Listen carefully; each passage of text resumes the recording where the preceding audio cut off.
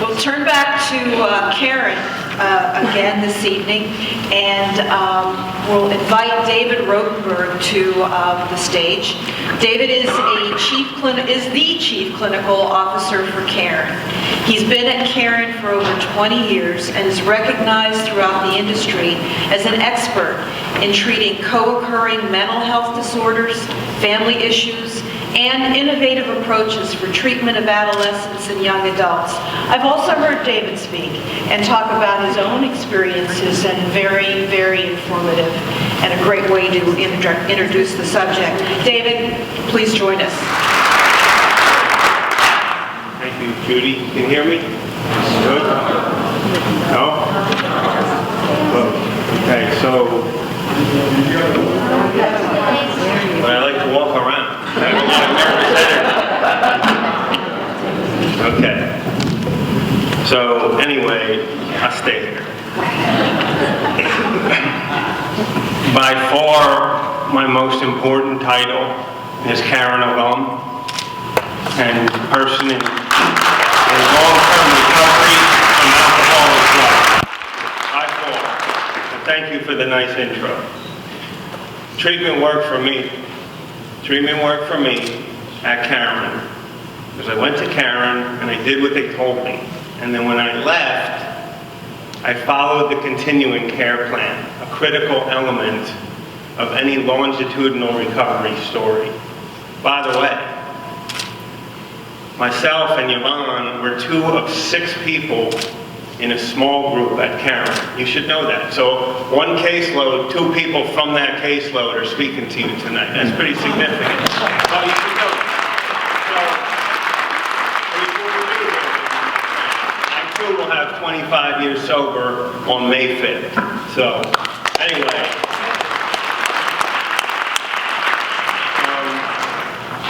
I went to Caron in 91, and I came back to Caron in 96 to work. I've had a front row seat of the evolution of Caron and the treatment industry. And occasionally, Mr. Tiemann even lets me drive.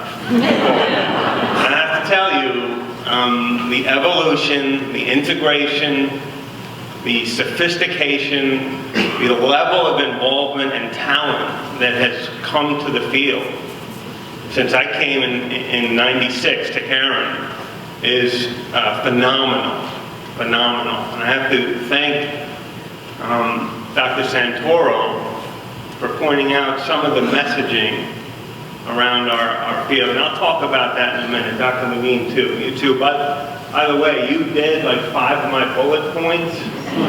So I say to you, what an honor. The Physician General did like 1/3 of my PowerPoint. Thank you very much. So, addiction is a disease. Of course, it's not a moral failing. Caron's an Ivy League rehab. We're an Ivy League treatment center. 60 years. We take our position in the industry, nationally, and locally in Berks County very seriously as a treatment leader, as a thought leader. Our generosity of spirit, our ability to give and to provide treatment are critical elements of what we do and what we believe in is part of our mission. Heroin and opiate addiction has been around for a long, long time. But did you know some staggering numbers? In 2015, we treated 650 patients with opiate addiction. Those numbers continue to rise, obviously. As Dr. Levine points out, they're going to continue to rise. 45% of adolescents that checked into Caron in 2015 had a primary heroin and or opiate addiction. The number went up for young adults, 50%, over 50%. And so we've become really well versed in helping people get into treatment and of course treating them. I know we're running a little late, so I'll try to keep moving. Medical assisted treatment, both docs talked about that. Obviously, Vivitrol doesn't perhaps get as much press as naloxone lately. But we love Vivitrol as our MAT of choice. We're pushing it as hard as we can. It's an opiate blocker. It saves lives. It prevents overdose. Doug Tiemann and Dr. Joe Garbely, our medical director, and this whole row is doctors here. So if you have any medication-assisted therapy, questions from Caron. By all means, right here, they've worked with the makers of Vivitrol alkermes to cut the cost and parlay that back into more use for our patients. Yes? Yes? Next slide. We have been gender specific for over 10 years. We found that treating most genders separately gives them a better shot at developing intimacy and discussing certain topics. Body image, easy example. Many sexual assault and abuse issues going on in a rehab setting. Is it on now? Thank you. So we take a lot of great pride in that. Obviously, huge amount of family involvement. Okay, family disease, not just disease, family disease. Take great pride in educating parents, intervening on loved ones just the same. You guys talked about that earlier, how parents need not just education, but intervention. Multidisciplinary approach, we are lucky enough to boast not just a great counselor to patient ratio, which is usually what the state looks at when they audit you.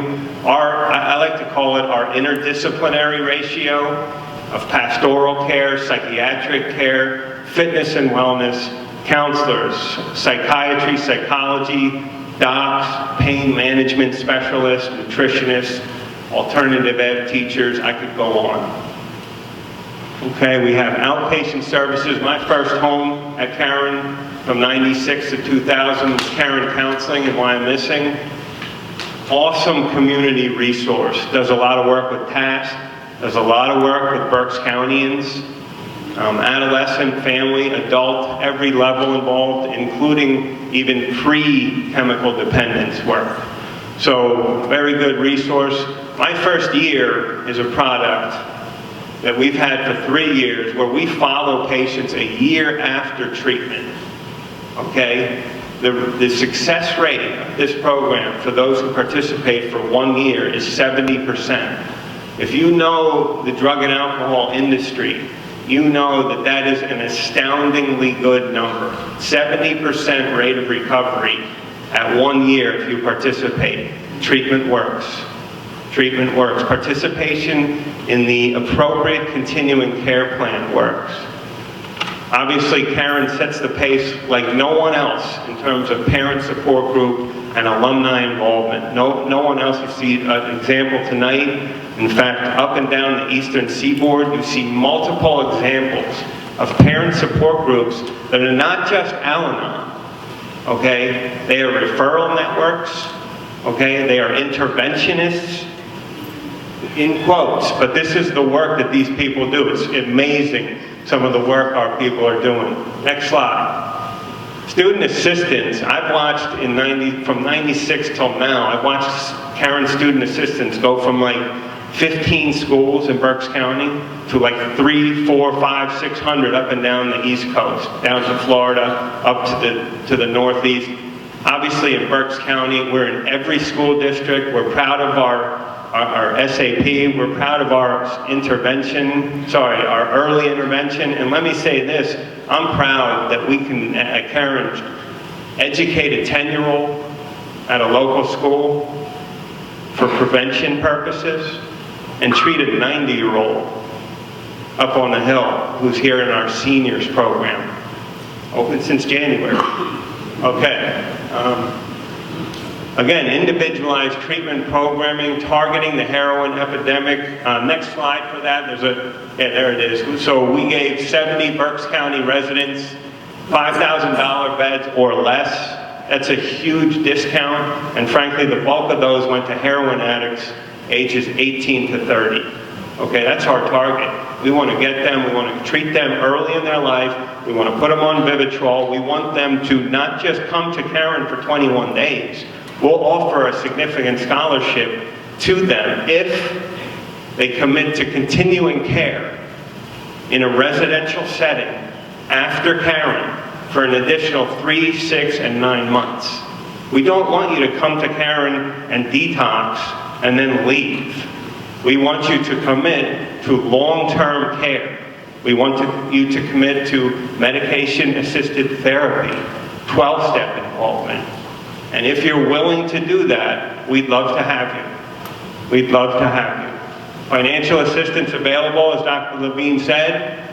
We're proud that we give well over $2 million to Berks County. That number is only going to go up this year with the Heroin Initiative, and we know that, and we embrace it.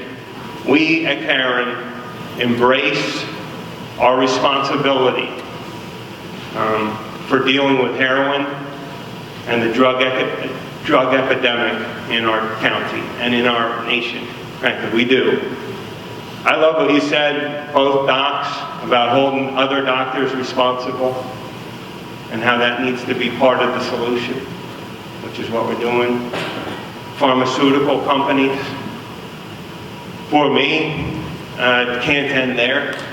If I'm going to be a face of leadership at Caron, I have to represent certain things, and I embrace that. I expect us to challenge our community leadership to do better in their messaging. Someone has got to stand up, or all of us need to stand up and demand that community leaders don't continually spout negative messaging about drug and alcohol treatment. They don't message that heroin addiction is a death sentence. Because I got to tell you, that's how it feels lately. It feels like that at the very worst time, that our community can tolerate that, which is that if you believe there's a heroin epidemic, come to the Caron reunion and see 1,000 drug addicts sober and ask each one of them how many other drug addicts they know, and they'll tell you 100 plus who are in recovery. It's almost like a reverse Ponzi scheme, okay? Do that, and then tell the people to do some more of that, and do some more investigation, okay? Our people need that. They need a message of hope. Tell me what a mother or father whose child is on 10 bags of heroin a day, what are they going to do when they read in the newspaper that heroin's a death sentence, that treatment doesn't work? When they hear from community leaders a message of distrust towards the treatment industry, are they coming to treatment, or are they walking away from treatment at the very time they need to check in? Okay, and so that's who we need to be. If I might quote the great Bono, lead singer of U2, the day after Martin Luther King Day. Martin Luther King came in the name of love. And we need to start doing the same. We need to come in the name of love and in the name of hope. Thank you.